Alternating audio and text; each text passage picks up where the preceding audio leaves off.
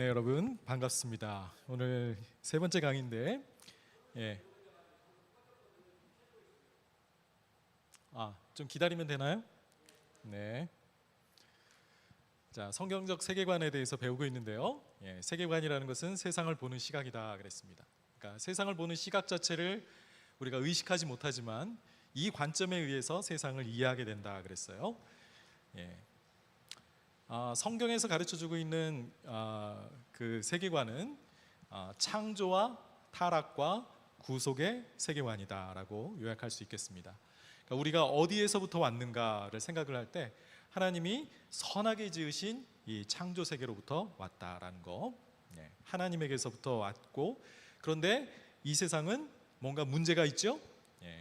왜 그냥 이대로 선하고 아름답기만 한 세상이 아니라 어떤 문제가 일어났는가? 이것이 바로 타락의 문제입니다. 성경은 바로 첫사람 아담의 불순종으로 말미암아 인간에게 죄가 들어왔고, 죄로 말미암아 사망이 오게 되었다라고 말을 합니다.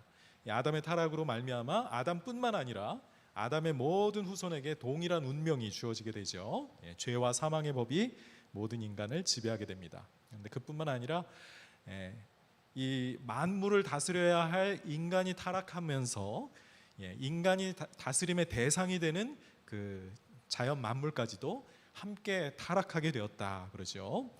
썩어짐의 종노릇한데 썩어짐의 이 종노릇하게 된 그런 현실을 우리가 살고 있습니다. 자, 지난 시간에 이제 인간이 얼마나 인간의 이 타락한 이 모습이 우리의 삶에 어떤 모습으로 다가오고 있는가, 그래서 자연 만물을 우리가 얼마나 오염시켰는지 봤죠. 이 바다가 또 어떻게 지금 오염되고 있고, 그래서 인간 사회가 얼마나 부패하고 타락했는지 지금 보고 있습니다. 자, 이어서 보도록 하겠습니다. 자, 이 하나님의 창조 세계에 죄가 들어왔죠. 그런데 이 죄라는 것은 하나님의 선한 창조 세계에 분명히 어울리지 않는 일입니다. 그러니까 이 세상을 보면서 참 모순적이죠. 한편으로는 대단히 아름답고 이 하나님의 놀라운 지혜와 능력이 그 안에 깃들여 있는 이 세상을 보면서 한편으로는 거기에 죄가 있는 거죠. 정말 어울리지 않는 뭔가가 지금 우리에게 있습니다. 바로 죄는 사실 인간들이 짓고 있는 건데, 이 하나님의 선한 창조 세계에 어울리지 않는 그런 것입니다. 자, 그런 의미에서 죄는 선한 창조 세계와는 구별되고요. 그것의 왜곡으로 존재하게 됩니다. 하나님의 선하신 창조를 왜곡시켜 놓은 것이 바로 죄가 되겠어요. 자, 월터스라는 학자가 하는 말을 보겠습니다. 자, 매춘이라는 현상이 죄죠. 인간의 성행위의 선한 면을 제거할 수 없고, 그러니까 성이라는 것 자체는 하나님이 지으신 거룩한 행위인데, 이것을 인간이 뭘로 바꿨어요? 매춘으로 바꿔놓은 거죠. 그렇다고 해서 성 자체의 선한 면이 제거되는 것은 아닙니다. 자, 독재 정치가 있다고 해서 하나님의 규례로서 국가의 성격을 말살할 수는 없습니다. 하나님은 국가라는 그 어떤 권위 체계를 세워두셨죠. 그런데 독재자가 있다고 해서 아예 아예 국가가 나쁜 것이라고 말할 수는 없습니다. 현대 예술에서 나타나는 어떤 무정부주의나 주관주의도 예술 자체가 지니는 창조적인 합법성을 지워버리지 못합니다. 요컨대 죄악은 하나님의 손으로 지으신 작품에 대한 그분의 한결같은 신실함을 무효로 돌릴 만한 힘이 없습니다.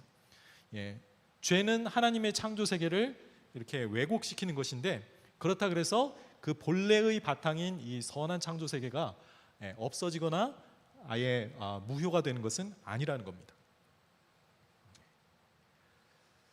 자, 그래서 하나님의 창조 세계에 타락이 들어왔죠. 자, 그렇다면 구속은 뭐겠습니까? 이건 마치 원래 우리 신체에 병이 들었다가 병이 다시 치유받는 그런 모습이라고도 할 수 있겠습니다. 자, 인간의 타락에도 불구하고 창조의 선함은 유지됩니다. 하나님이 지으신 이 세상의 아름다움은 여전히 계속되고 있고요. 죄가 아무리 거기에 덧붙여졌다고 해도 하나님의 선하심을 숨길 수가 없습니다. 자, 죄와 악은 언제나 풍자만화 같은 성격을 띈다. 풍자만화. 일그러지긴 했지만 어떤 사물의 모습인지는 알 수 있는 그림과 같습니다. 타락 이후의 인간은 그 인간성이 비록 왜곡되기는 했어요. 인간이 죄로 인해 왜곡되기는 했지만 동물이 아니라 여전히 인간입니다. 하나님의 형상이라는 점에 있어서는 타락한 후에도 하나님은 인간을 하나님의 형상이라고 불러주죠. 그래서 인간 자체는 최고로 존엄한 존재로 존경받아야 합니다. 그가 아무리 큰 죄인이라 할지라도. 그래서 이 죄는 사실 굉장히 추하고 정말 어울리지 않는 일이지만 그러나 하나님의 이 선하신 창조는 그대로 바탕에 남아 있다는 겁니다. 자, 여기서 구조와 방향을 좀 구별할 필요가 있겠는데요. 자, 하나님이 만들어 놓으신 창조 자체의 구조는 이것은 불변적인 창조 구조 혹은 그것으로 하여금 그 실체가 되게 하는 것인데 그대로 유지됩니다. 하나님이 정하신 이 세상의 그 어떤 구조라고 우리가 부르는 것은 유지되는데 문제는 뭔가요? 죄는 세상에서 삶의 구조를 바꾼 것이 아니라 원래 피조 세계는 하나님께서 그것을 떠받치는 대로 계속됩니다. 변화된 것은 무엇이냐? 그 흐름의 방향입니다. 그러니까 이 세상의 구조는 하나님이 창조하신 그대로 남아 있는데 이것이 지금 방향이 잘못된 거예요. 하나님의 의도하신 방향으로 흘러가는 것이 아니라는 겁니다. 그래서 구조와 방향을 좀 잘 구별을 해야 되는데 하나님이 지으신 창조 자체를 악하다고 보는 것이 잘못된 시각입니다. 이걸 영지주의라고 표현을 했는데요. 영지주의라는 것은 기독교가 이렇게 막 퍼져나기 시작할 때 생겨난 이단인데 플라톤 철학과 종교가 혼합된 그런 이단이었습니다. 성경에도 영지주의적인 그런 가르침이 많이 나오는데요. 그걸 경계하는 내용이 많이 나오는데 자, 예를 들면 결혼과 음식을 나쁜 걸로 보는 사람들이 있어요. 결혼을 금하고 디모데전서에서 그랬죠. 결혼을 혼인하지 말아라. 독신으로 살아야 경건한 것이다. 그 다음에 음식을 이것저것 먹지 말아야 된다. 그러니까 금욕주의죠. 금욕주의를 찬양하는 것이 영지주의입니다. 물론 기독교 안에도 이제 금욕을 할 때가 있죠. 그런데 하나님의 창조 세계 자체를 악한 것으로 보는 이런 관점은 잘못된 것임을 지금 말하고 있습니다. 그래서 결혼도 하나님이 세우신 것이고 음식도 하나님이 주신 것이기 때문에 다 말씀과 기도로 거룩하여진다 그랬죠. 이런 것을 악하게 보면 안 됩니다. 몸과 성욕도 마찬가지예요. 이것도 나쁘게 볼 이유가 없거든요. 하나님이 주신 몸이고요. 그리고 성욕도 건강한 사람에게 주어지는 자연스러운 욕망입니다. 그런데 대부분의 그리스 철학에서는 이 몸을 멸시하죠. 이게 바로 영지주의인데, 그리고 성욕을 아주 불결하고 정말 피해야 할 것으로 인식합니다. 그렇지 않아요. 우리는 세상을 이렇게 보지 않습니다. 하나님이 지으신 몸 그리고 거기에 있는 성욕 다 거룩한 것이고요. 그 다음에 이제 어떤 사상 체계는 이 자연만 선하다고 봐요. 자연만 선하고 인간이 거기에다 해놓은 문화는 악한 것이라고 보는 견해가 있습니다. 이게 이제 철학자 루소와 낭만주의자들이 이 자연을 굉장히 찬미하고 막 이렇게 높이면서 한편으로는 거기에 인간이 더해놓은 이런 문화를 악하거나 추한 것으로 돌려버리는 그런 경향이 있을 수 있습니다. 이것도 역시 창조 세계를 나쁘게 보는 그런 견해와 잘못된, 그러니까 성경적 세계관이 아닌 관점이에요. 이걸 이제 이게 기독교적인 걸로 착각하시는 분들이 없기를 바랍니다. 자, 가정과 국가에서의 제도적 권위. 가정도 하나님이 세우신 것이고 국가도 하나님이 세우신 제도입니다. 그리고 거기에 권위라는 하나님의 질서를 세워 주셨죠. 그런데 지난 시간에 보았듯이 이제 그 누굽니까? 그 철학자 갑자기 생각이 안 나네요. 그 제가 동성애자이고 그 소아성애자라는 그 철학자 누구죠? 하여간 그런 사람은 아예 권위 자체가 악한 것으로 이렇게 얘기를 했었죠. 광기의 역사를 쓴 그 있지 않습니까? 그런데 이렇게 무정부주의를 외치고 대부분의 이런 심층 심리학에서는 이 권위 자체가 억압이라고 봐서 이걸 나쁘게 봐요. 그런데 분명히 하나님은 누군가에게 권위와 질서를 세워 주셨습니다. 자, 그다음에 이제 과학 문명 자체를, 기술 자체를 악하게 보는 그런 사람들이 있어요. 하이데거라는 철학자, 그다음에 자크 엘릴은 사실 기독교 사상가인데 기술 문명 자체를 매우 악하게 봤어요. 그래서 그러나 이제 우리가 이 성경적인 세계관에서는 인간이 발전시키는 그런 문명과 기술은 그 자체는 나쁜 것이 아니다라고 봅니다. 자, 그래서 이게 하나님의 창조 질서에서 세워두신 이 구조 자체는 나쁜 게 아니에요. 그런데 이것이 잘못된 방향으로 쓰이고 있는 것이 그게 죄고 타락이라는 겁니다. 자, 우리가 세상이라고 그럴 때 우리가 좀 이 개념을 잘 잡아야 되겠습니다. 자, 창조 세계를 말할 때 이 세상은 하나님이 세상을 이처럼 사랑하셨어요. 그죠? 그건 창조 세계로서의 이 세상을 말합니다. 자, 그런데 성경에서는 그리스도인들을 오염시키는 그런 세력으로서의 세상을 말할 때가 있죠. 근데 이제 우리가 요 개념으로 이렇게 세상을 많이 바라보죠. 세상을 하나님을 배제한 그런 나쁜 문화, 이런 개념으로 이제 세상을 많이 보는데, 자, 너희는 이 세대를 본받지 말고 그랬을 때 이제 세대라는 말이 세상과 같은 말입니다. 그리고 또 우리가 너무 잘 아는 말씀이죠. 이 세상이나 세상에 있는 것들을 사랑하지 말라. 누구든지 세상을 사랑하면 아버지의 사랑이 그 속에 있지 아니하니 이는 세상에 있는 모든 것이 육신의 정욕과 안목의 정욕과 이생의 자랑이니 다 아버지께로부터 온 것이 아니요 세상으로부터 온 것이라 그랬습니다. 자, 이 내 나라는 예수님의 말씀으로 내 나라는 이 세상에 속한 것이 아니니라. 자, 이렇게 했을 때 이 세상은 하나님을 배제한 그런 어떤 마귀의 지배를 받는 그런 악한 세력을 의미합니다. 이럴 때 말하는 이 세상은 하나님을 배제한 가치와 문화 체계를 말해요. 그런데 창조 세계로서의 세상은 하나님이 구원하신다라는 것을 기억해야 되겠습니다. 자, 교회와 세상의 관계를 한번 볼게요. 자, 그래서 우리가 이 창조 세계를 이렇게 우리가 살아가고 있는데, 자, 여기에서 어떤 거룩한 영역과 세속적 영역으로 이 자체를 구별해서는 안 되겠습니다. 자, 죄는 우리가 미워해야 되죠. 세상에 있는 인간의 죄는 미워해야 되지만 아까 말한 대로 결혼이라든지 가정이라든지 국가라든지 뭐 성이라든지 예술이라든지 이런 것들은 다 그냥 세속적 영역이라고 보시면 안 돼요. 그건 다 하나님이 원래 이 세상을 창조하면서 만들어 놓으신 것들이기 때문에 그것 자체를 세상이라고 보면서 그걸 배제하면 안 된다는 겁니다.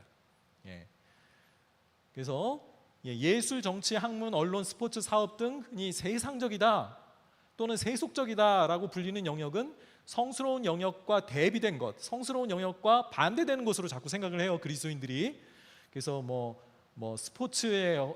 스포츠라든지 사업을 한다든지 이런 거는 세속적이다 이렇게 보는데 그렇게 보지 말아야 되겠습니다. 자, 이런 접근법 때문에 자꾸 세속적인 영역에 대한 주도권을 누가 가지게 돼요? 그리스도인들이 아닌 세상에 넘겨주게 된 겁니다. 악한 사람들이, 구원받지 못한 사람들이 이런 영역을 다 차지해버리게 되는 거죠. 이건 다 하나님이 세우신 구조에 속하는 것들인데 이 자체로는 악한 것이 아니거든요. 올바른 방향으로 쓰임 받아야 될 것들인데 그리스도인들은 이거를 세상이다, 세속적이다라고 부르면서 이걸 그냥 내버려 둔 거죠. 그러다 보니까 그리스도인들은 이런 잘못된 이분법을 가지고 세상을 바라보다 보니까 이런 영역에 대한 주도권을 세속주의에게 넘겨주게 되었습니다. 자, 구원받은 사람은 마귀의 손에 넘어간 영역에서 하나님의 주권을 회복해야 할 책임을 가지게 됩니다. 이런 모든 하나님이 세우신 영역이 지금 불신자들의 손에 넘어가서 아주 악하게 악용되고 있습니다. 그래서 우리가 구원받은 하나님의 자녀들은 바로 이런 영역에서도 하나님의 주권을 확립해 나가야 되겠죠. 자, 타락에 대해서 이제 다 봤고요. 이제 오늘 본격적인 강의인 구원에 대해서 생각을 해보겠습니다.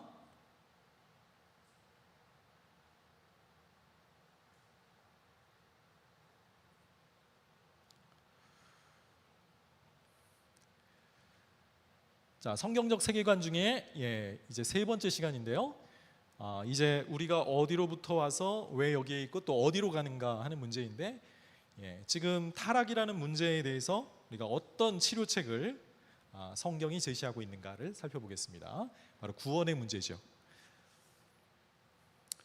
자, 일단 한번 자연주의자들, 그러니까 이 세상이 전부고 내세를 믿지 않고 하나님이나 이런 초자연적인 세계를 믿지 않는 사람들에게 있어서 구원은 무엇일까요? 딱히 없습니다. 구원이라 하면 그냥 이 세상에서 조금 더 잘 사는 거, 무병장수하는 것 정도가 되겠죠.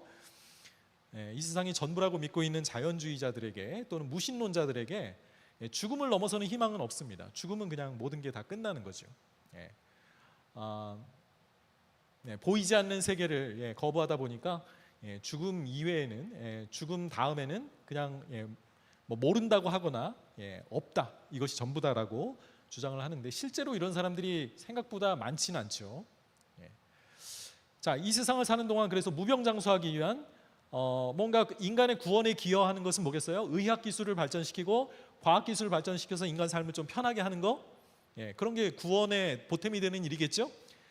그리고 또 뭐 사회보장제도를 더 강화시켜서 인간의 불평등을 좀 해결해 준다든지, 이런 제도적인 보완책들을 계속 마련해 나가면서 이런 정치와 경제제도를 계속 정비해 나가는 거겠죠. 아마 지금까지 나온 뭐 정치제도 중에는 자유민주주의가 제일 좋은 정치제도로 알려져 있고요. 뭐 경제제도는 뭐 자본주의가 시장의 원리에 입각한 경제제도가 제일 좋은 거라고 생각을 합니다. 그래서 이런 것들에 희망을 걸죠. 그래서 그들에게는 뭐 이 정치와 경제, 이 국가라는 것이 최고의 가치를 지닌 것이기 때문에 여기에 대해서 막 목숨을 걸고 막 싸웁니다.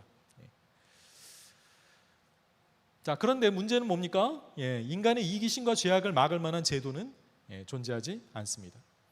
인간의 죄성을 처리해 줄 그런 어떤 외적인 제도나 교육은 없지요. 자, 그리고 기후 위기라든지 환경의 오염으로 인한 자연 재앙들, 인간의 해결 능력을 넘어섭니다.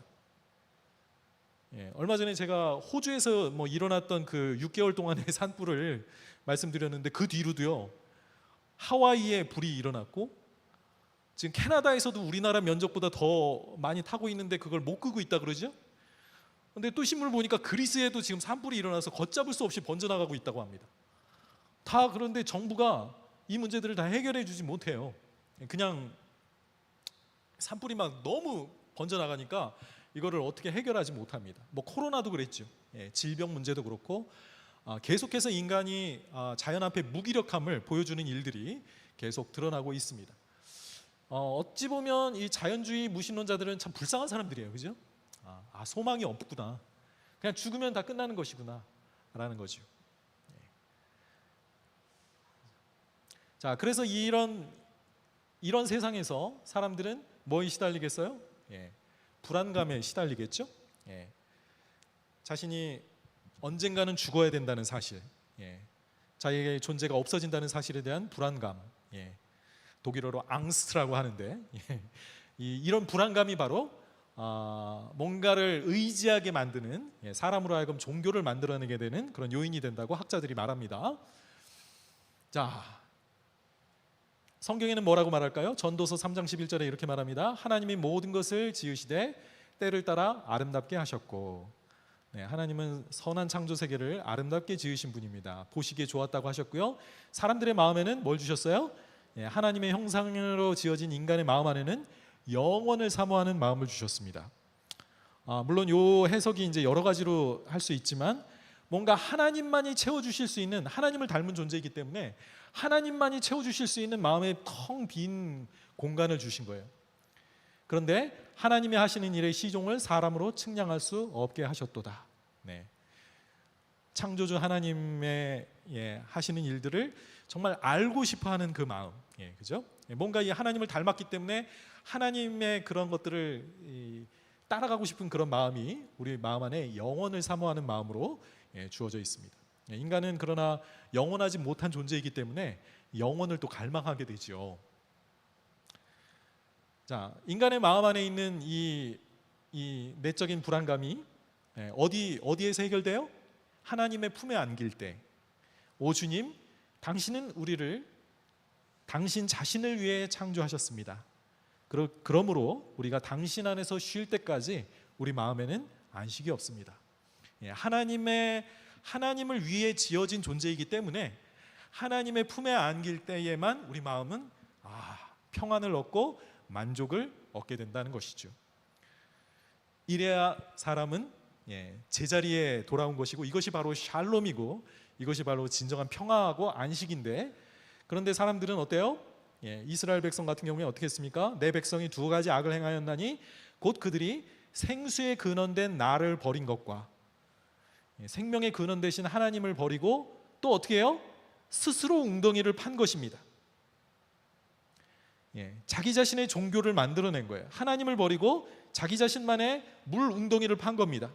자기를 만족시켜줄 생수의 근원을 버리고 스스로 웅덩이를 팠는데, 그것은 물을 가두지 못할 터진 웅덩이들입니다.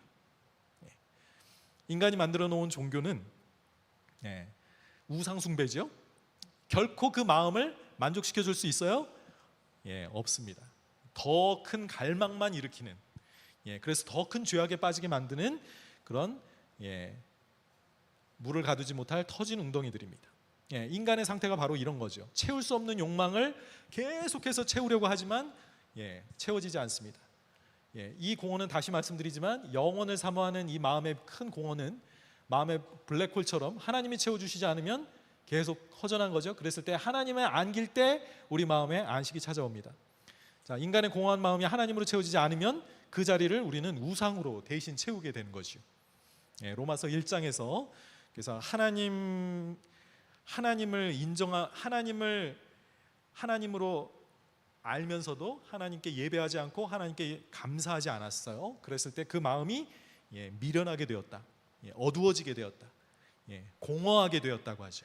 그래서 그 공허한 마음을 하나님이 아닌 피조물로 그 자리에 교환했다 그랬죠. 익스체인지했다 그랬죠. 이것이 바로 인간의 상태입니다. 제가 책을 읽어보니까 안점식 교수님이라는 분이 세계관을 분별하라는 책에서 이렇게 세계 종교들을 열거를 했더라고요. 재밌어서 여러분들에게도 좀 소개하고 싶습니다. 최초의 거짓말, 이제 마귀가 하와에게 했던 최초의 거짓말 속에 세계의 종교들이 들어있다라고 이렇게 표현을 하시더라고요. 자, 내가 죽지 아니하리라라는 그 사탄의 말. 그래서 영생 불사를 추구하는 그런 종교들이 언제나 있어 왔습니다. 동양 사상에서는 도교가 바로, 이 노장 사상이 바로 이런 영생 불사를 추구하는 종교라고 해요.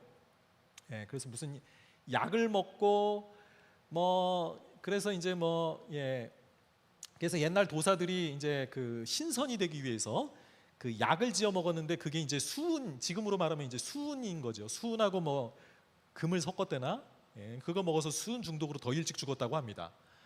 그래서 이제 금을 만들어내기 위해서 그래서 그걸 하는 게, 그래서 연금술이 발전하게 됐대요. 이분 설명에 의하면. 그래서 그것이 이제 서양으로 전해져서 그게 연금술이 됐다고도 합니다. 하여간 죽고 싶지 않은 그 영혼을 사모하는 마음이, 나는 죽지 않은, 나는 신선이 될 수 있다라는 그런 식으로 선행을 쌓아서 이제 그 신선이 되고자 하는 그런 인간의 소망이 여전히 동양 사상 가운데 있고요.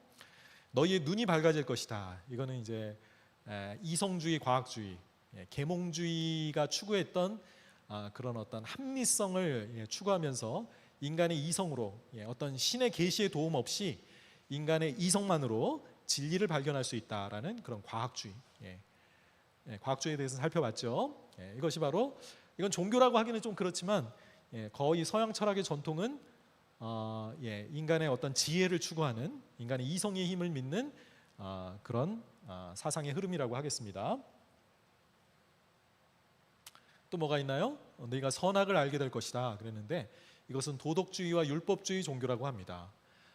이렇게 착하게 살면 나에게는 이런 보상이 주어질 것이다 라고 하는데, 이제 우리나라 유교 사상이 굉장히 도덕주의죠. 공자 사상인데, 어진 마음과 인, 그것이 이제 바깥으로 표현되는 게 예잖아요.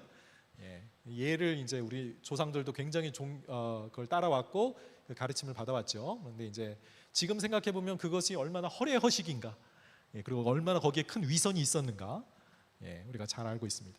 근데 이제 이슬람교가 유일신교이긴 한데 그들의 종교 체계는 일종의 큰 하나의 율법주의죠. 이 땅에서 선한 일을 행한 대로 천국에 갈 수 있다라고 가르치고 있습니다. 그리고 또 한 가지는 네가 하나님과 같이 되리라라는 그런 말을 하는데요. 이것은 이제 범신론적 신비주의다 이렇게 부릅니다. 제가 범신론을 소개하면서 이제 범아일려 그랬죠. 범아일려. 예, 그러니까 이 나의 영혼이 우주의 이 전체 우주 만유와 같다. 이게 깨달음이라 그랬죠. 범아일려. 무릇범. 모든 것. 그게 이제 브라만이고 우주의 영혼이 브라만인데 그 브라만이 결국 나의 아트만, 나의 영혼과 같다라는 것이 이제 이들이 말하는 이제 범신론에서 말하는 일종의 그게 구원이라고 할 수 있겠죠.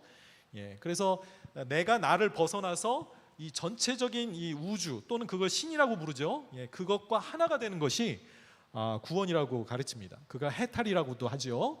그래서 이제 힌두교가 이제 뭐 다양하지만 역시 불교도 좀 다양하지만 그들의 전체적인 흐름은 내가 나라는 자아를 이렇게 벗어버리고 그걸 신이라고 부르든 전체라고 부르든 그 어떤 그 절대 정신과 내가 하나가 되는 그런 의미의 구원을 추구하게 됩니다.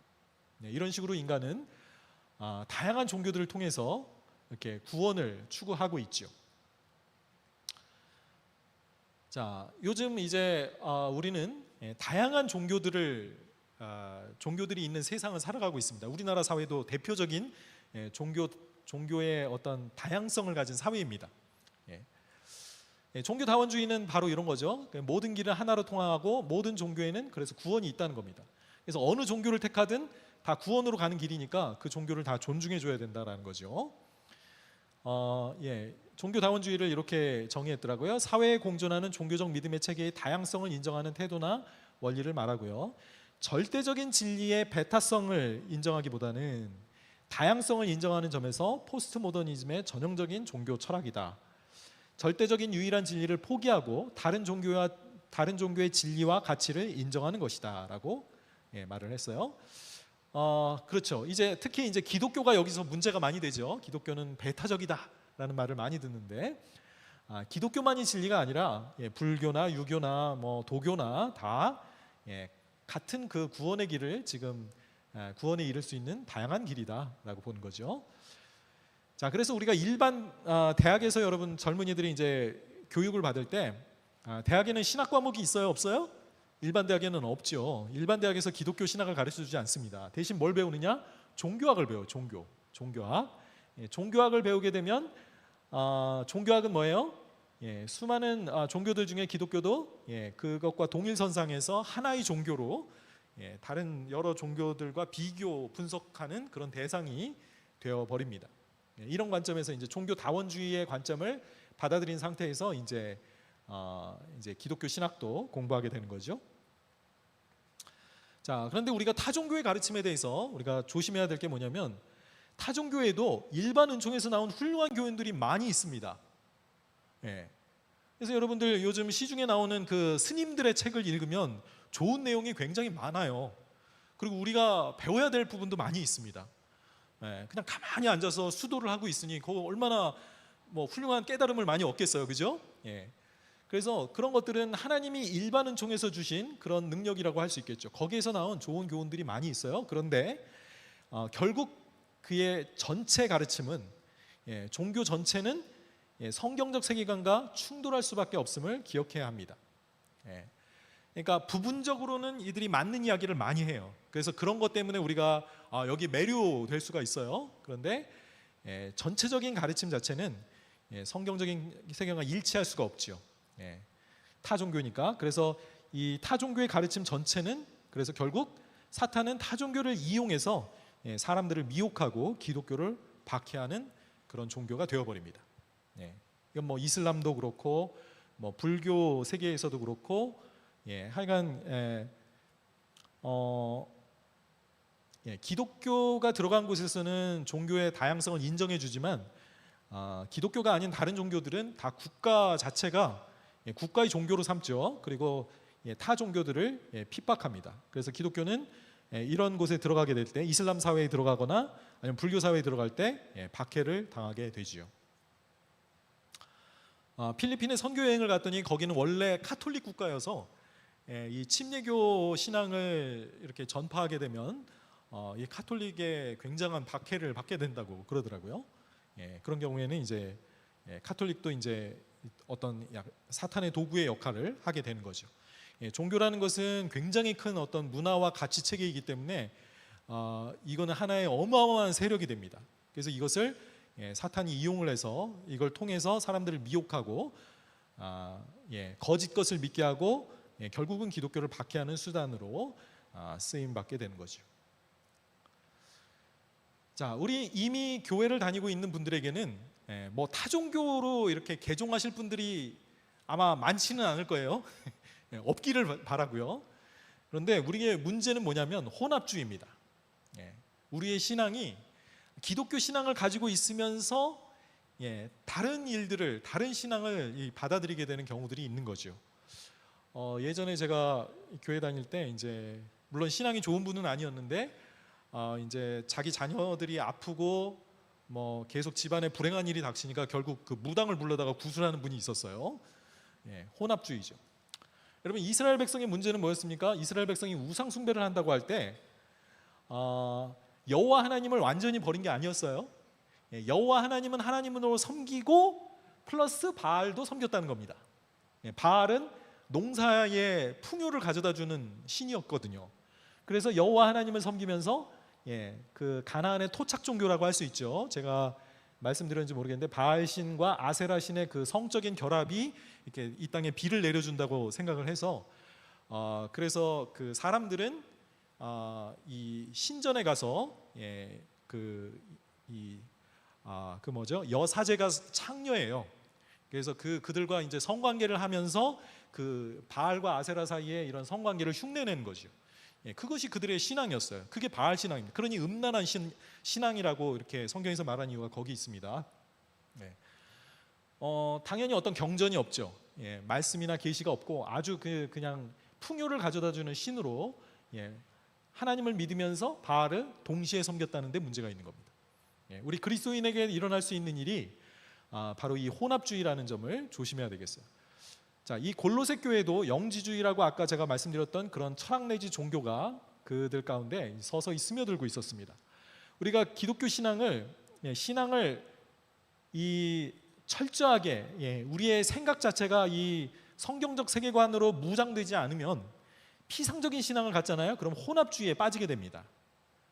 이 젊은 친구들이 데이트하다가 이제 사주 팔자 보러 점집에 들어가서 우리의 재미삼아 본다고 그런 점을 본다든지 타로점을 본다든지 그런 카페도 많잖아요. 그런데 가서 이제 그런 대학로 같은데 홍대 이런 데 많거든요. 재미로 가서 할 수 있어요. 이게 바로 그런 혼합주의 신앙이라고 하겠습니다. 하나님을 믿기는 믿는데 하나님이 아주 싫어하시는 그런 행위들을 자기도 모르게 하는 거예요. 자, 골로새서 2장 8절을 보면 누가 철학과 헛된 속임수로 너희를 사로잡을까 주의하라. 이것은 사람의 전통과 세상의 초등학문을 따름이요 그리스도를 따름이 아니니라 그랬어요. 이 철학, 당시에 이제 플라톤 철학이 있었고 그 플라톤 철학과 동양의 종교들이 짬뽕이 돼서 영지주의라는 하나의 큰 체계를 만들어냈는데요. 영지주의는 하나의 통일된 체계는 아니고 굉장히 복잡한 체계입니다. 근데 기본적인 사상은 이원론. 그러니까 이 보이는 세상은 악하고 타락해 있고 보이지 않는 세계가 훨씬 더 훌륭하다. 플라톤의 이데아 사상처럼 그래서 보이지 않는 저 세상을 추구하면서 몸을 멸시하고 아까 그 성욕 같은 거 다 절제해야 된다고 가르쳤죠. 그런 영지주의가 스며들고 있었던 겁니다. 자, 2장 18절에서는 아무도 꾸며낸 겸손과 천사 숭배를 이유로 너희를 정죄하지 못하게 하라.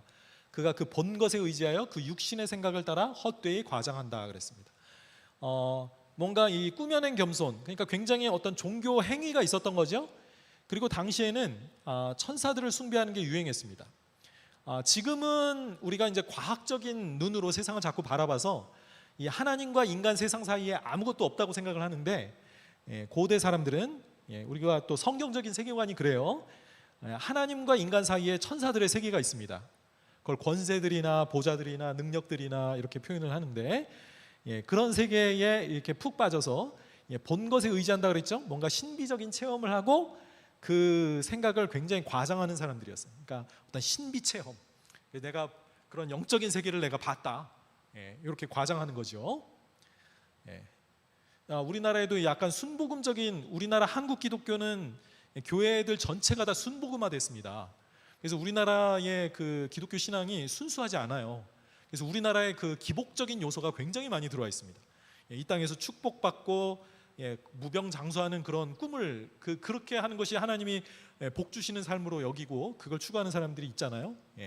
이게 약간의 혼합주의가 우리나라 무속신앙과 이런 것들이 들어온 거죠. 너희 세상 초등학문에서 그리스도와 함께 죽었거든 어찌하여 세상에 사는 것과 같이 이런 규례에 순종하느냐.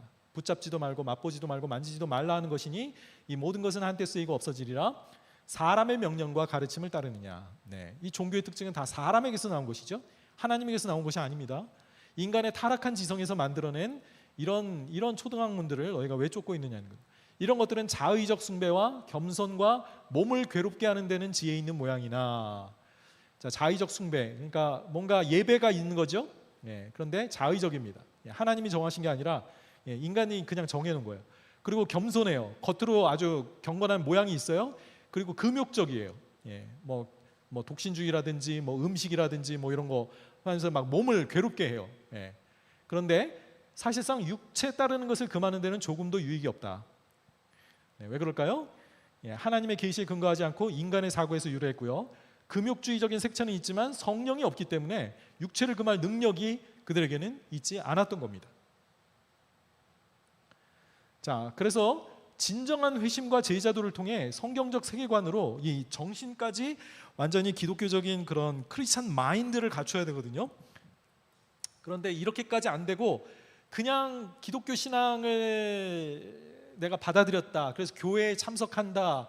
그래서 성도들과 교제를 나눈다. 그래서 어떤 기독교 문화를 받아들인 걸로 신앙생활을 하다 보면 이 토착 문화에 있었던 이런 여러 가지 이런 세상의 초등학문과 이런 종교의 그런 문화가 나도 모르게 나의 신앙 속에 들어올 수가 있다는 겁니다.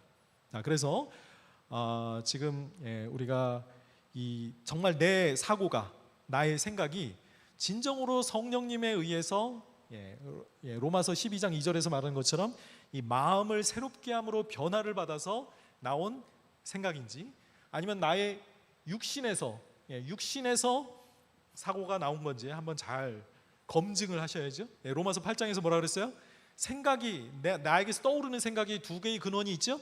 하나는 뭐예요? 영에서 나온 생각이 있고, 또 하나의 생각은 육에서 나온 생각이 있어요. 그래서 그냥 내 생각대로 행하면 육신적으로 행동할 때가, 육신적인 말과 행동이 나올 때가 많은 거예요. 조심해야 됩니다. 그래서 내가 하는 이 생각도 그렇고 욕망도 그렇죠. 성령의 소욕이 있고 육신의 소욕이 있습니다.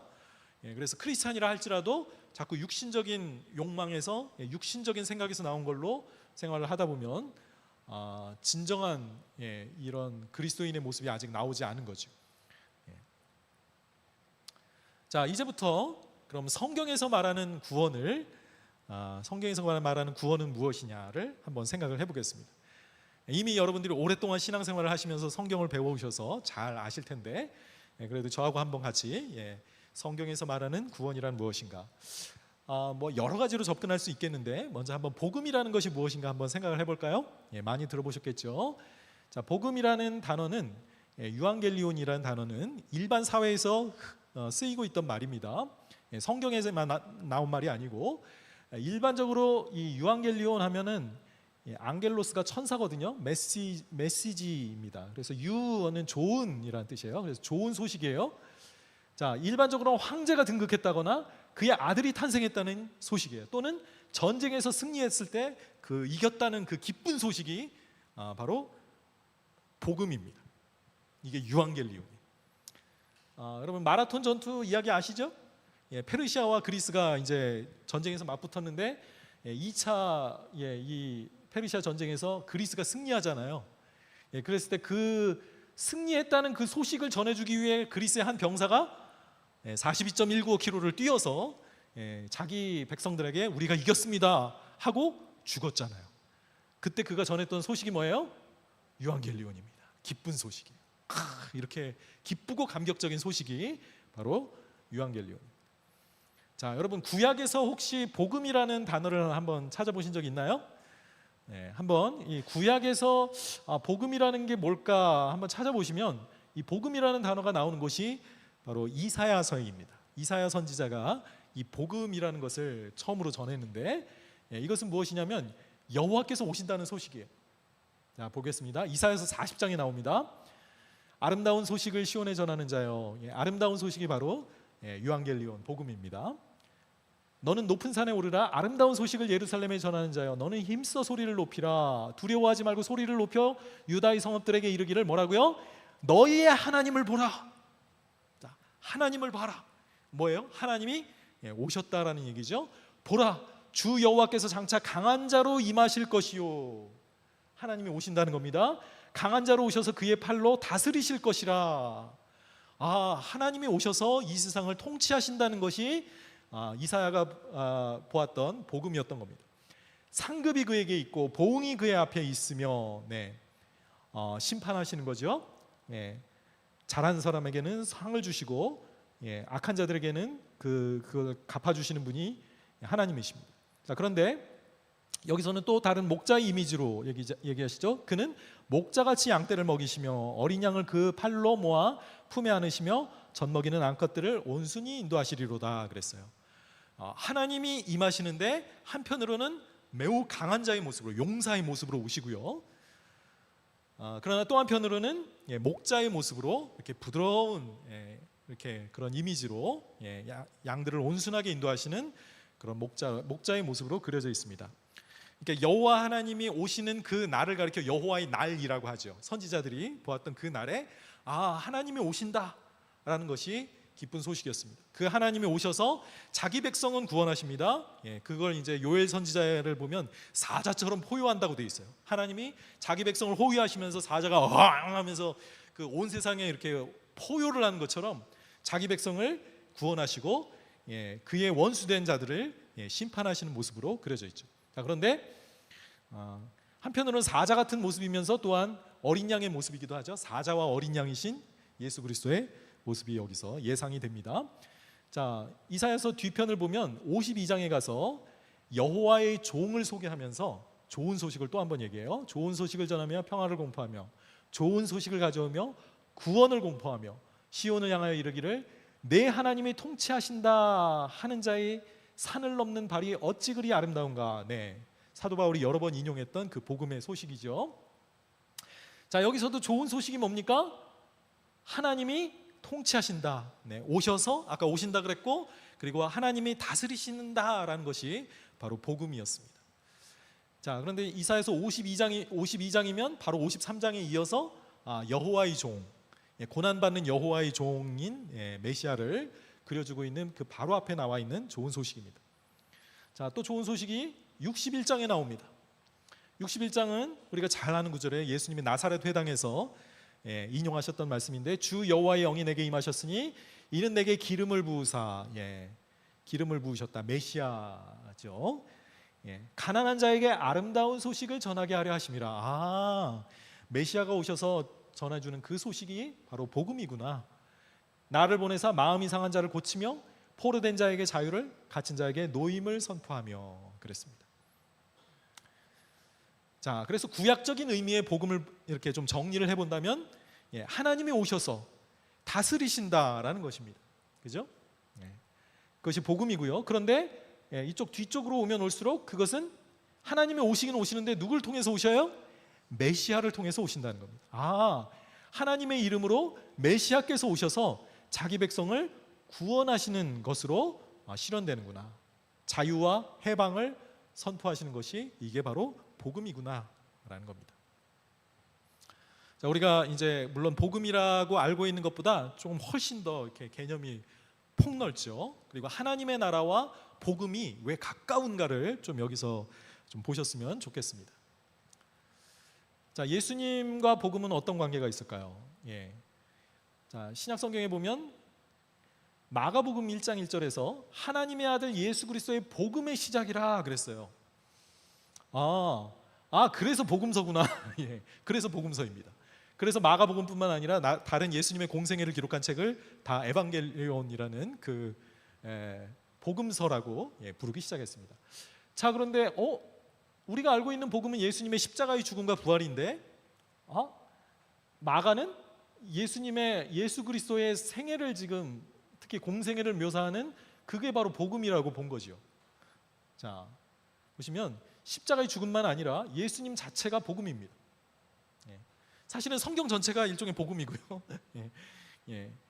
예수님의 삶과 사역 자체가, 예수님의 오셨다는 것 자체가, 아까 구약의 개념에 의하면 메시아께서 오셨다는 것 자체가 놀랍고 기쁜 소식인 거예요. 그래서 복음의 시작입니다.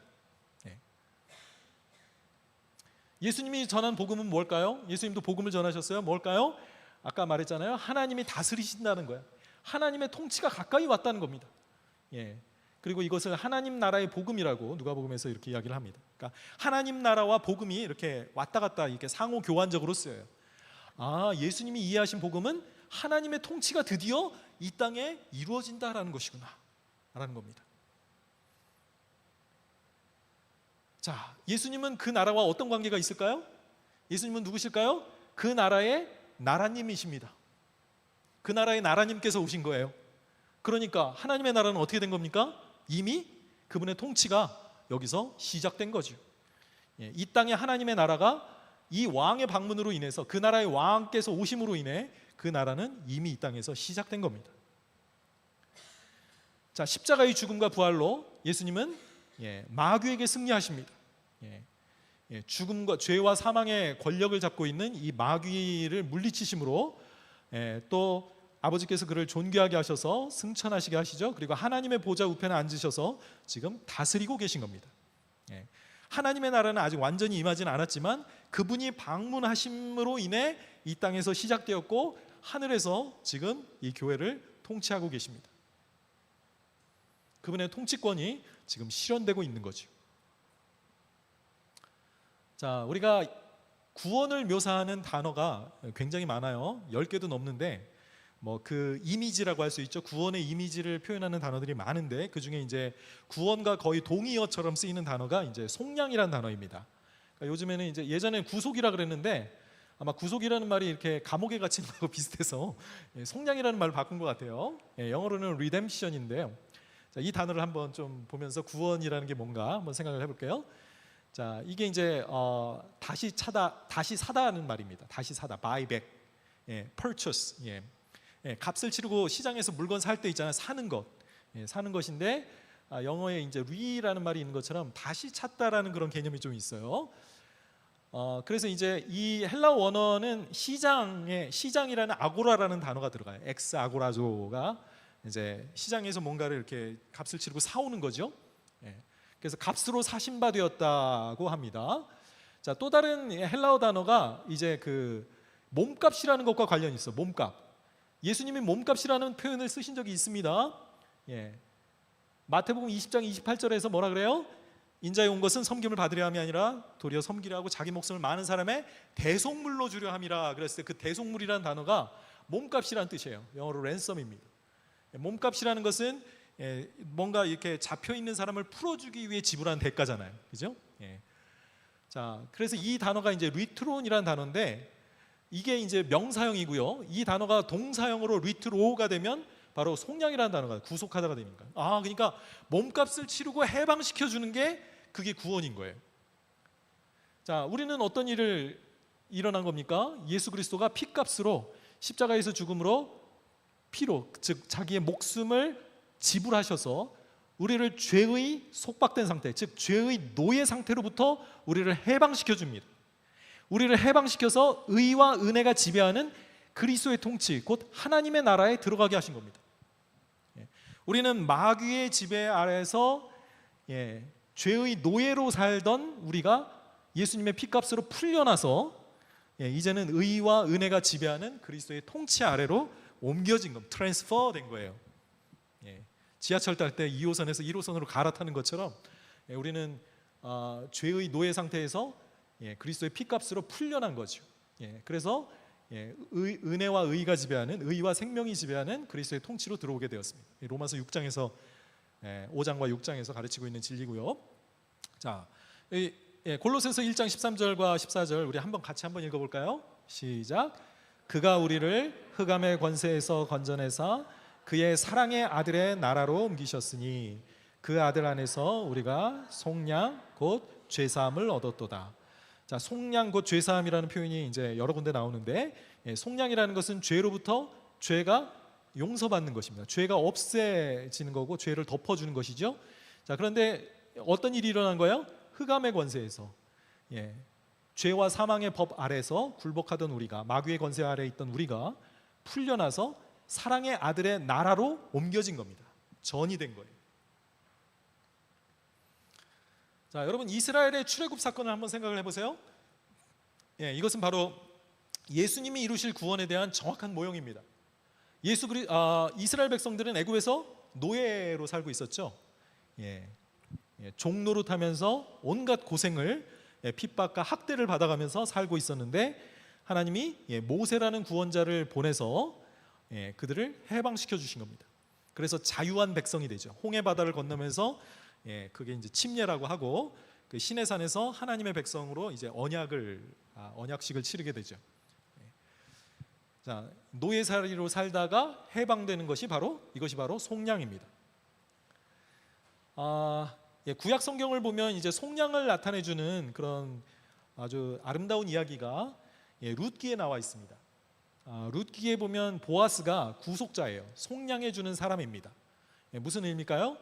나오미와 룻은 모압 땅에 가면서 그 엘리멜렉이 이제 가족을 이끌고 가죠. 그랬을 때 아마 자기 본토에 있었던 그 조상에게서 물려받은 그 기업을 팔고 갔을 겁니다. 그렇겠죠?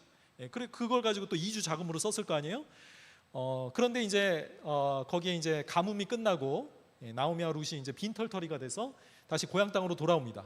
그런데 기업은 이미 다른 사람 손에 넘어가 있잖아요. 근데 잘 아시듯이 친척이 그 기업을 되찾아줘야 했습니다. 되사줘야 됐던 거예요. 속량을 해줘야 됐던 겁니다. 한마디로. 그랬을 때 보아스가 그의 속량자가 되어줍니다. 보아스보다 더 가까운 친척이 있었죠. 그래서 보아스가 그 사람에게 기업을 물어주라고 하는데 왜 그 사람은 안 하느냐? 보아스가 제시한 조건이 특이했습니다. 자, 나오미와 룻이 가졌던 땅을 당신이 사주어라 그러면은 이 사람의 생각 속에는 그럼 그 땅이 내 땅이 되겠구나라는 생각이 들었겠죠. 왜? 어차피 나오미와 룻은 이제 과부들이니까 죽으면 끝나잖아요. 자손이 없으니까. 그런데 보아스는 뭐라고 하냐면 룻과 결혼을 해서 후계자로 삼고 엘리멜렉의 가문을 이어주라고까지 해요. 그러니까 이 사람이 가만히 생각해 보니까 땅이 자기 땅이 안 되고 엘리멜렉 가문으로 돌아가겠네. 그럼 나에게 재산상의 손실이 있을 것 같아서 내가 못하겠습니다 그런 거예요. 그런데 의로운 보아스는 기꺼이 그 일까지 해주려고 합니다. 자기 땅이 되지 않아도 나오미와 룻의 이 가문을, 죽은 엘리멜렉과 말론의 가문을 이어준 거죠. 아름다운 이야기죠. 보아스가 바로 구속자가 되어준 겁니다. 그 기업을 되찾아준 사람이 된 거죠. 나오미와 룻은 가난한 과부로 아무것도 없었다가 이제 자기의 땅을 이 구속자인 보아스의 도움으로 다시 얻게 된 겁니다. 속량을 받은 거죠. 속량을 받은 거. 그래서 기업 물을 자, 무르다라는 표현이 이제 거기 나오는데 바로 그게 이제 리디머라는 그런 표현입니다. 자, 이 배경에는 희년이 있어요. 희년. 자, 아까 그 메시아에 대한 예언에서 이사야서 61장 2절을 안 읽었는데 은혜의 해를 선포하게 하게 하심이라 그랬어요. 자, 은혜의 해라고 한 이 은혜의 해가 바로 희년을 말합니다. 이게 이제 희년이라는 말은 요벨이에요. 히브리어로 뿔나팔이라는 뜻입니다. 나팔을 불어서 해방하는 날이에요. 이게 무슨 날이냐면 우리의 놀랍고 지혜로우신 하나님이 사회의 불평등을 문제를 해결해 주기 위해서, 영속적으로 사회가 지속되기 위해서 부익부 빈익빈이 가속화되잖아요. 근데 그러지 않도록 50년마다 자기의 소유로 돌아가도록 이 희년 제도를 만들어 놓은 거예요. 그래서 이 50년째가 되면 자기가 팔았던 또는 남의 노예가 되었던 그 모든 것에서 해방되어 자신의 기업을 되찾습니다. 이게 바로 희년인데 49년째도 안식년이고 50년째도 연속으로 2년을 안식년으로 가지게 되죠. 그리고 무엇보다 속죄일에 나팔을 불어서 해방을 선포합니다. 그러면 이날은 다 자기의 소유로 돌아가는 거예요. 남에게 넘겼던 그 재산을 자기가 다시 찾는 거죠. 바로 이것이 구약적인 의미의 속량입니다. 내가 잃어버렸던 나의 기업을 다시 찾는 거예요. 그러니까 살 길이 열리는 거죠.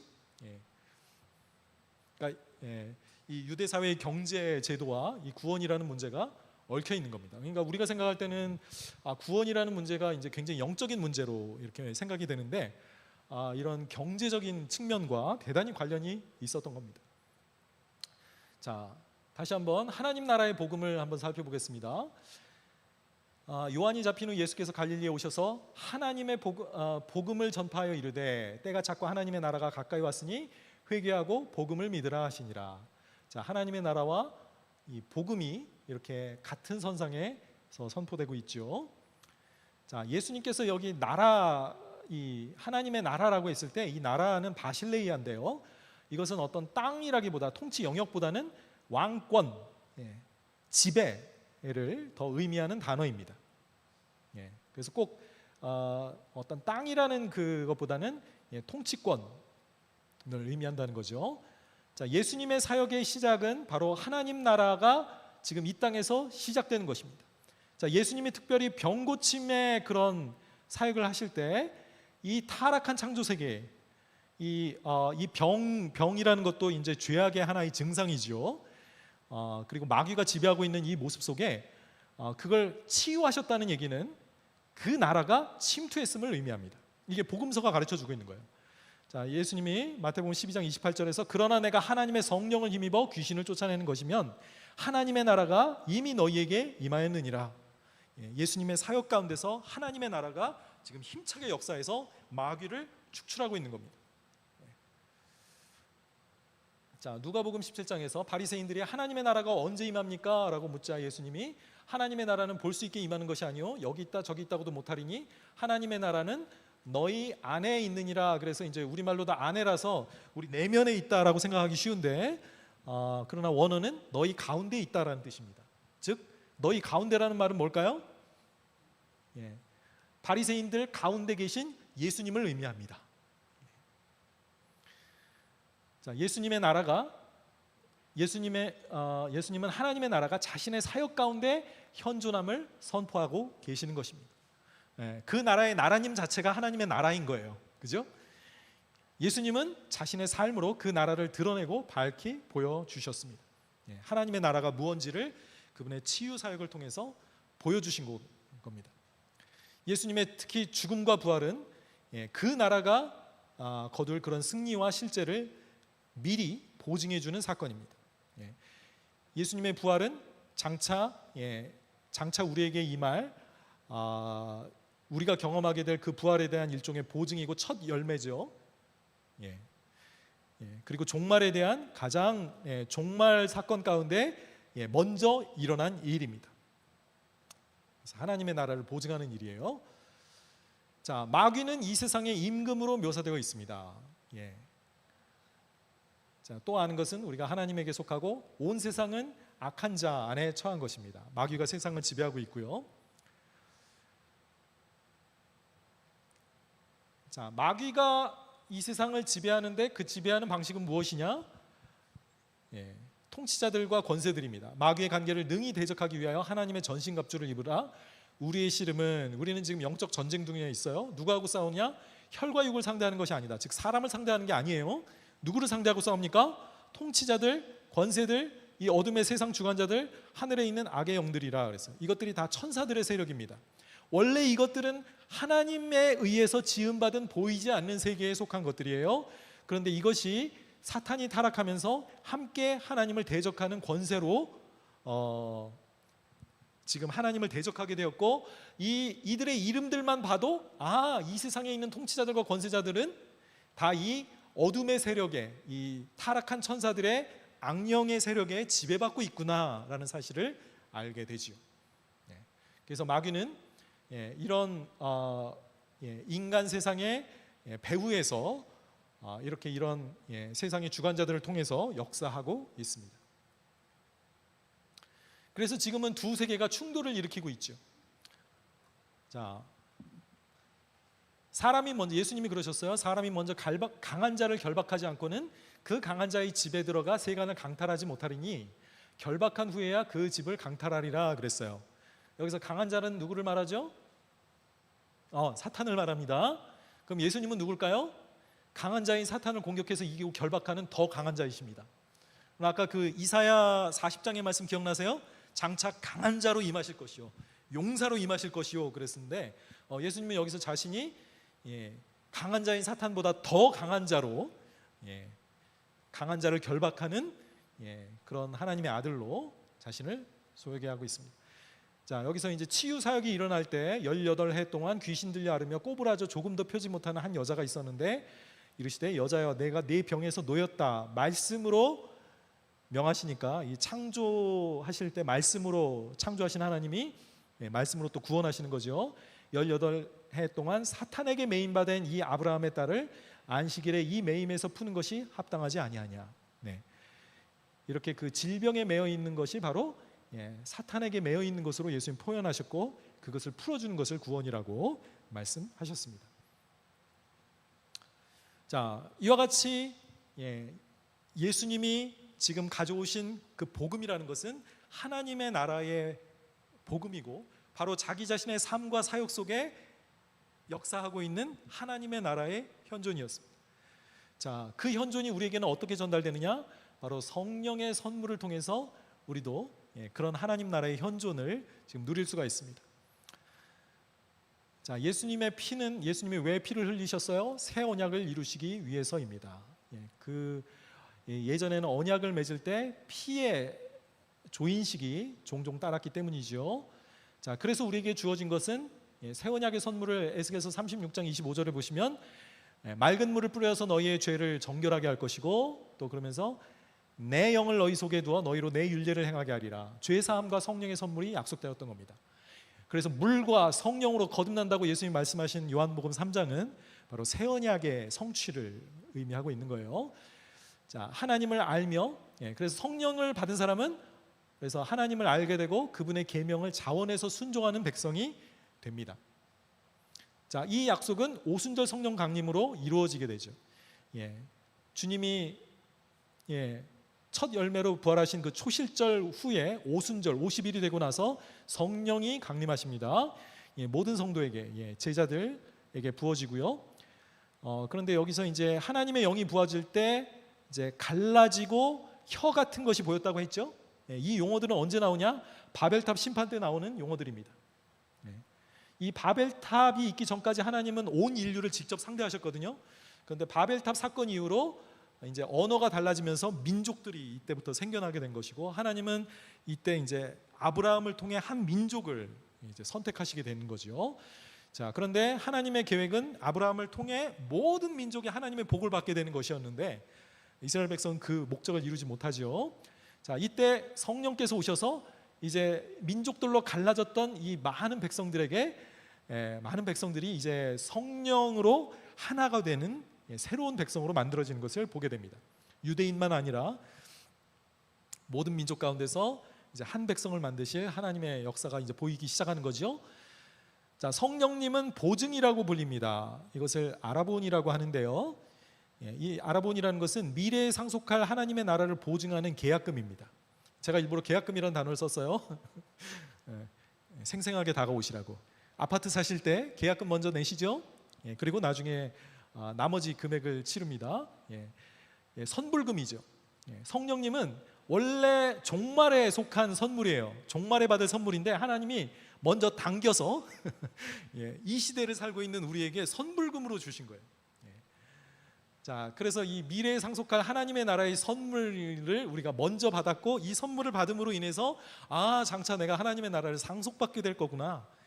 그 하나님의 나라가 나의 기업이 될 것이구나. 내가 그 나라를 다스리게 될 것이구나라는 것에 대한 보증을 확실하게 가지게 된 거죠. 구원의 확신도 가질 수 있고요. 자, 성령의 침례가 이루어지는 건데 성령님의 내주하시는 역사죠. 성령님이 내주하시는 것이 바로 거듭나는 것입니다. 거듭나야 하나님의 나라에 들어가고 하나님의 나라를 볼 수 있다고 했죠. 거듭나서 하나님의 나라에 들어가고 성령 침례를 통해 특별히 우리는 그리스도의 몸에 연합됩니다. 자, 성령은 권세 있게 복음을 전파하는 능력이 되어 주시죠, 성도에게. 자, 이제 이 하나님의 나라가 교회를 통해 지금 성취됩니다. 자, 방금 전에 성령님이 성령의 침례를 통해서 교회, 그리스도의 몸된 교회에 우리를 소속되게 한다 그랬는데, 교회는 그리스도를 머리로 하는 그의 몸으로 비유가 되고 있어요. 자, 만물을 그의 발 아래 복종하게 하시고 만물 위에 그를 교회의 머리로 삼으셨느니라. 교회는 그의 몸이니 그랬죠. 그런데 만물 안에서 만물을 충만케 하시는 자의 충만함이라 그랬어요. 와, 그러니까 만물 위에 교회를 세우시게 된 거죠. 왜냐하면 그리스도가 만물 위에 높아져 계시니까 그 머리를 따라서 그의 몸도 함께 높아진 것이고, 예수 그리스도의 모든 신성의 충만함이 그분에게 거하시는데, 그분의 충만함이 이 교회 안에 나누어지고 있는 거죠. 그분의 영원한 생명과 신성이 교회 안에 나누어지고 있습니다. 자, 그래서 그리스도의 몸인 교회는 이 땅에서 그분의 임재와 사역을 계속해서 이루어가고 있는 공동체가 되는 겁니다. 그러니까 예수 그리스도는 이 땅에 안 계시지만 교회가 그분의 몸으로서 이 땅에서 그분의 아까 말한 임재와 그 사역을 계속해 나가고 있는 겁니다. 자, 그래서 성령과 교회가 함께 예수 그리스도를 증거하는 증인이 됩니다. 교회는 이스라엘처럼 하나님이 택하신 민족이고 특별한 소유고요, 거룩한 나라이며 특별히 왕 같은 제사장입니다. 이스라엘을 제사장 나라라고 불러주신 것과 같은 용어예요. 제사장 나라나 나라가 앞으로 오면 왕 같은 제사장이 되는 거예요. 우리는 왕 같은 제사장입니다. 제사장 나라인 거죠. 제사장이 하는 일은 세상과 하나님 사이를 화목하게 하는 겁니다. 하나님의 영광을 드러내면서 그들을 하나님 앞으로 인도하는 것이죠. 자, 교회는 이미 시작된 하나님의 나라의 지상 교두보입니다. 그리고 사령부이기도 해요. 여기서부터 하나님은, 우리 그리스도는 이 교회를 기반으로 자신의 통치를 확장해 나가고 계십니다. 자, 교회는 그래서 장차 임할 하나님의 나라를 맛보기로 보여주고 있는 곳입니다. 하나님의 나라를 어디서 맛볼 수 있어요? 아직 완전히 임하지는 않았지만 예수님의 통치는 성령님의 임재를 통해 그리스도의 몸된 교회 안에서 예수 그리스도가 다스리는 모습이 우리 가운데서 현실이 되고 있습니다. 그렇게 되어야 되죠. 자, 그래서 지금은 구원의 여명기라고 할 수 있겠어요. 자, 하나님의 나라는 그 나라의 왕이신 예수님의 방문으로 이미 시작되었죠. 그러나 그 나라가 아직 완전히 임하지는 않았습니다. Already but not yet이에요. 그것은 그리스도의 재림 때 완전히 완성됩니다. 로마서 13장에 또한 너희가 이 시기를 알거니와 자다가 깰 때가 벌써 되었으니 이는 우리의 구원이 처음 믿을 때보다 가까웠음이라. 밤이 깊고 낮이 가까웠으니 그러므로 우리가 어둠의 일을 벗고 빛의 갑옷을 입자 그랬어요. 지금은 밤이 깊었지만 그러나 낮이 가까운 시간입니다. 여명기인 거죠. 어떤 의미에서 지금은 옛 시대와 새 시대가 중첩된 시기입니다. 우리는 여전히 옛 시대를 살고 있지만 새로운 시대가 아까 성령님으로 인해 예수 그리스도는 부활하셨고 또 성령님이 우리에게 오심으로 인해 새로운 시대는 이미 우리 가운데서 시작된 거예요. 그래서 우리는 영생을 얻었다라고 표현하죠. 영생을 얻었고 라고 하는 이유가, 자, 그런데 우리 안에 옛사람과 새사람이 공존하고 있습니다. 우리가 성경에서 새사람이라고 하지만 물론 이제 완전해졌다는 의미는 아니죠. 우리는 더 이상 육신에 속하지 않고 영에 속한 사람이에요. 우리가 그리스도를 믿으면 육신에 있지 않고 영에 있다 그랬어요. 우리는 영에 속한 사람이지만 그러나 여전히 육신 가운데 살고 있기도 합니다. 그래서 아까 말한 대로 육신의 소욕이, 육신의 생각이 종종 우리를 사로잡을 수가 있는 거죠. 그래서 조심해야 되는 겁니다. 우리는 이미 새 시대에 속했기 때문에 새 사람으로 새로운 시대를 마치 지금 살아가는 것처럼 미래에 이루어질 그 소망을 지금 현재 끌어당겨 누리면서 그것을 살아내야 할 그런 책임이 있습니다. 그런 미래를 지금 내가 살아내는 것, 이것이 바로 하나님의 나라를 내가 지금 현실에서 보여주고 있는 것이 되겠지요. 이걸 D-Day와 V-Day로 설명한다라는 거 들어보신 분들도 있을 거예요. 자, 그분의 초림이 하나님의 나라의 출범을 표시하는 것이라면 그분의 재림은 그 나라의 절정을 알리는 것입니다. 초림은 D-Day예요. 그리스도께서 오셔서 죄와 사탄에게 치명타를 가하셨습니다. 여기서 승리는 이미 획득되었어요. 사탄의 나라는 파멸이 확정됐습니다. 하지만 전쟁은 아직 끝나지 않았어요. 소규모의 충돌이 계속되고 있어요. 어둠의 세력은 계속해서 싸우고 있습니다. 하지만 원칙적으로 보면 그것은 이미 판가름난 전쟁이에요. 마지막 날, V-Day, 승리의 날, 그것이 올 것인데 그날에 그리스도께서 다시 오셔서 죄를 없이 하시고 타락의 결과물을 도말하시며 우리의 충만한 구속을 가져오실 것입니다. 그래서 우리는 초림과 재림 사이에 살고 있습니다. 자, 이제 하나님이 하시는 일은 구원인데, 구원이라는 그 성경의 개념은 만유를 재창조하시는 것입니다. 자, 구원은 아까 말한 대로 본래의 선한 창조 세계를 회복하는 것입니다. 이런 개념으로 창조를 구원을 이해할 때 구원의 개념이 훨씬 더 폭넓어지죠. 아까 하나님의 나라의 관점에서 우리가 복음을 이해해야 된다라는 사실을 좀 봤고요. 자, 타락이 창조 세계 전체에 영향을 끼쳤죠. 자연 세계까지 영향을 미쳤잖아요. 그런 것처럼 구원도 만유의 회복을 목표로 합니다. 내가 구원받아서 내가 천국 가는 티켓을 얻어서 천국 간다, 하늘로 뿅 하고 가는 것이 구원이 아니라 우리가 지금 이루어야 할 구원은 만유가 회복될 때까지 이 하나님의 회복 사업에 동참하는 것입니다. 자, 하나님은 모든 창조 세계를 케어하십니다. 자, 여러분 홍수 심판 잘 아시잖아요. 인간의 죄 때문에 전 지구가 다 심판을 받죠. 왕인 인간이 타락하니까 모든 세계가, 왕의 다스림을 받는 모든 세계가 함께 심판을 받았습니다. 자, 그런데 잠깐 생각을 해보세요. 하나님이 누구를 구원하셨습니까? 노아의 가족을 구원하셨죠? 그게 다인가요? 아니요. 동물들도 구원하셨는데요. 하나님은 동물들도 구원하십니다. 하나님은 창조 세계를, 자신이 지은 창조 세계 전체를 아끼십니다. 요나가 니느웨 가기 싫다고 막 발버둥 치잖아요. 그랬을 때 하나님은 뭐라 그러세요? 그 성에는 좌우를 분별치 못하는 자가 12만 명이요, 가축들도 많이 있나니 그러세요. 동물들도 생각하신다니까요. 자, 장차 불의 심판을 예고하시면서도 보세요. 노아의 홍수 심판으로 옛 세상이 완전히 끝난 것이 아니라 옛 세상으로부터 동물들을 구원하셔서 새롭게 시작하시죠. 불의 심판도 같은 패턴일 겁니다. 불의 심판으로 이 세상이 타서 완전히 없어져 버리는 게 아니라 불의 심판은 정화입니다. 이 세상의 모든 죄악을 싹 다 쓸어버리고 새롭게 시작하실 거예요. 자, 그래서 만유를 새롭게 하신다고 하는데, 자, 마태복음 19장 28절에 이렇게 되어 있습니다. 예수께서 이르시되 내가 진실로 너희에게 이르노니 세상이 새롭게 되어 인자가 자기 영광의 보좌에 앉을 때 나를 따르는 너희도 12보좌에 앉아 12지파를 심판하리라 그랬거든요. 자, 그랬을 때 이때 새롭게 된다는 말이 중생이란 단어입니다. 중생은 사람만 하는 게 아니네요. 하나님이 원래 지으신 세상이 중생하게 됩니다. 거듭나게 됩니다. 새로워지는 거죠. 이것이 바로 하나님이 계획하고 계신 그런 구원의 범위예요.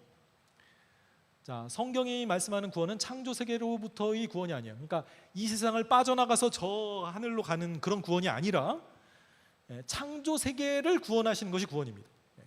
그래서 창조 세계는 리플레이스 되지 않아요.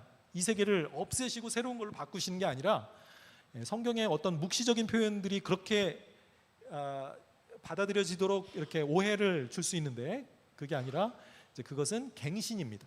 마치 우리 몸이 다시 살아나는 것처럼, 예수 그리스도가 그 몸으로 다시 살아나는 것처럼 우리도 이 몸으로 다시 살아나고, 하나님이 지으신 이 만유도, 지금 지은 세상도 하나님이 갱신하시는 거예요. 이 세상을 없애고 새로운 것으로 바꾸는 것이 아닙니다. 자, 시간이 없어서 피조물이 썩어짐의 종로로 탄 데서 해방되기를 하나님이 바라고 계십니다. 자, 이것은 피조물이 없어지는 게 아니라 어때요?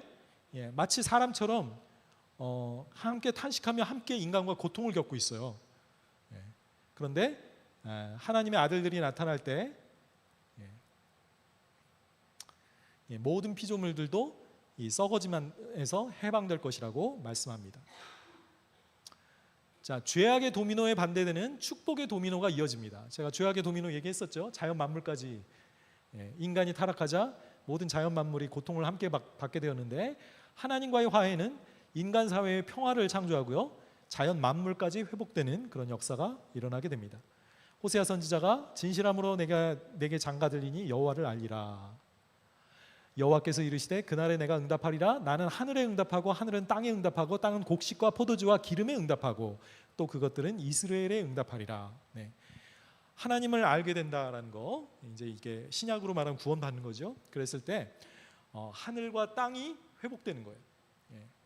그래서 풍성한 소출로 우리에게 화답하게 되는 것이고 자연이 회복되는 겁니다. 자, 그래서 요한계시록 21장과 22장은 새하늘과 새 땅 그리고 새로운 에덴을 보여주는데, 여기서 새롭다는 것이 완전히 아까 말한 리플레이스먼트가 아니라 지금 하늘과 지금 땅이 불의 정화를 견디고 나서 새로워지는 의미의 그 땅입니다. 자, 그래서 우리가 할 일은 문화 명령의 회복이에요. 하나님이 인간을 처음 지으셨을 때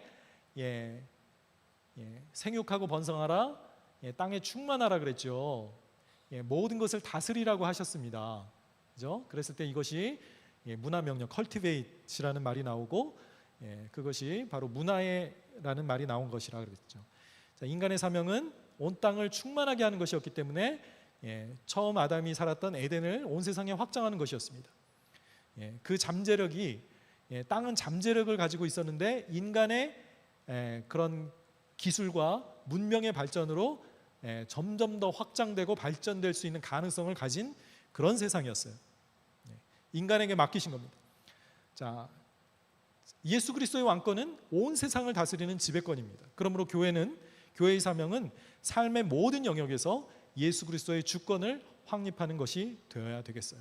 그러니까 아담이 잃어버렸던 이 사명을 지금 예수 그리스도께서 자기의 나라를 다시 세우고 계시고, 우리는 예수 그리스도의 지배권을, 예수 그리스도의 통치권을, 즉 그분의 나라를 삶의 모든 영역에까지 확장해 나가는 것이 바로 교회의 사명입니다. 자, 그래서 가족과 학교, 교회 사역자들, 다양한 인간 제도와 단체들로 구성되는 사회와 구조와 방향을 구분하고 개혁해야 됩니다. 구조는 아까 창조된 사물의 본질이라고 말씀드렸죠. 그래서 모든 진리는 하나님의 진리입니다. 하나님의 선하신 창조 세계는 그분의 말씀과 지혜로 지어졌고 그분의 법에 따라 움직인다고 했어요. 자, 그런데 방향이 잘못됐다고 했죠. 범죄로 인해 그 구조적인 규례로부터 일탈했습니다. 그러나 그리스도 안에서 새롭게 되어 다시 그 구조적 규례에 순응하게 만드는 것이 우리가 할 일입니다. 그런데 우리가 세상으로부터 우리를 보호하겠다는 미명하에 그리스도의 몸은 오히려 세속화와 왜곡의 세력에 삶의 더 큰 부분을 내어 맡기게 되었습니다. 세상이라는 개념을 이거 너무 잘못 이해한 거죠. 하나님이 세우신 이 창조의 구조 자체가 하나님이 이 구속하시는 이 세상에 들어가는데, 우리는 교회와 세상, 영적 세계와 이 세상을 구별을 해서 이 세속화의 세력에 다 내어 맡기게 된 겁니다. 이것은 악으로부터의 도피가 아니라 일종의 우리의 직무유기입니다. 그리스도인들은 결혼을 회피할 것이 아니라 거룩하게 만들어야 합니다. 성행위는 단지 금지할 것이 아니라 정화해야 합니다. 정치는 출입 금지 구역이 아니라 개혁해야 할 영역입니다. 예술은 세속적이라고 선언할 것이 아니라 그리스도의 소유로 주장해야 합니다. 사업은 더 이상 세속 세계에 떠넘겨버리는 것이 되어서는 안 되고 다시금 하나님의 영광을 드러내도록 변혁해야 합니다. 이런 예는 인간 삶의 모든 영역에서 찾을 수 있습니다. 그러니까 성경적인 세계관을 가진 사람들은 그냥 이건 세상 사람들이 하는 영역 일이야 라고 그걸 세상에 버려두어서는 안 된다는 겁니다. 자, 마지막에요. 자, 회복이라는 것은 에덴 동산으로 돌아가는 것은 아닙니다. 마지막에 있는 새 예루살렘 성은 도시의 모습을 하고 있죠. 에덴 동산은 농경 사회의 모습을 하고 있다면 마지막에 완성된 이 새 예루살렘은 도시의 모습이에요. 아까 말한 것처럼 사람들이 이것을 개발시키고 완전히 발전시켰을 때의 그 결과물입니다. 자, 그래서 이 새 예루살렘에 죄가 아닌 문화는 천국에 들어가게 될 겁니다. 자, 그 성은 해나 달의 비침이 쓸데없으니, 요한계시록 마지막 부분에서 이렇게 말해요. 예루살렘 성을 말하죠. 새 예루살렘 성. 해와 달의 비침이 쓸데없으니 이는 하나님의 영광이 비치고 어린 양이 그 등불이 되심이라. 만국이 그 빛 가운데로 다니고 땅의 왕들이 자기 영광을 가지고 그리로 들어가리라 말했습니다. 여기서 이 땅의 왕들이 자기 영광을 가지고 우리가 하나님의 나라라고 부르는 새 예루살렘 성에 들어가는 모습은, 죄가 아닌 인간이 개발시키고 발전시킨 그 문화들은 천국에서 다시 거두어들여지게 될 것을 말합니다. 죄악된 문화는 당연히 불타고 없어지겠지만, 이 땅에서 인간들이 개발하고 발전시킨 여러 문명들은 아마도 새 예루살렘 성에 영원히 남을 어떤 전리품처럼 계속 그 안에 남아있게 될 것이에요. 자, 그래서 성경적 세계관을 가진다라 그랬을 때, 이건 영적인 영역이야, 세상에서 되어지는 모든 일들을 그냥 세속적인 영역이야, 그러면서 그걸 정말 그 불신자들에게 그 모든 영역들을 떠넘기지 말아야 된다. 그래서 하나님의 일을 하는 것은 뭐 목사가 되고 선교사만 되는 일이 아니라, 우리의 가정과 일터에서 또 국가의 생활을 하면서 거기에서 하나님이 세운 질서, 하나님이 세워놓은 법에 잘 그걸 발견하고 그것에 사람들이 따르도록 도와주는 그런 일도 하나님이 교회를 통해 그 나라를 확장시켜 가시는 그런 일이다라는 사실을 배웠으면 좋겠습니다. 네, 감사합니다. 오늘 강의 여기서 마칠게요. 네.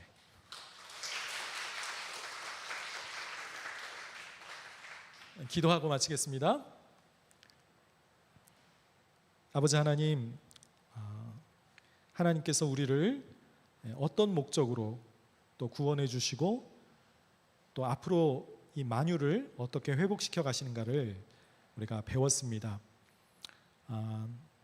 우리가 생각했던 구원이 단지 내 영혼이 천국에 들어가는 것뿐만 아니라 하나님이 창조하신 이 모든 창조 세계를 다시 회복시키시고 하나님의 질서대로 바꾸어 놓는 것임을 저희가 배웠습니다.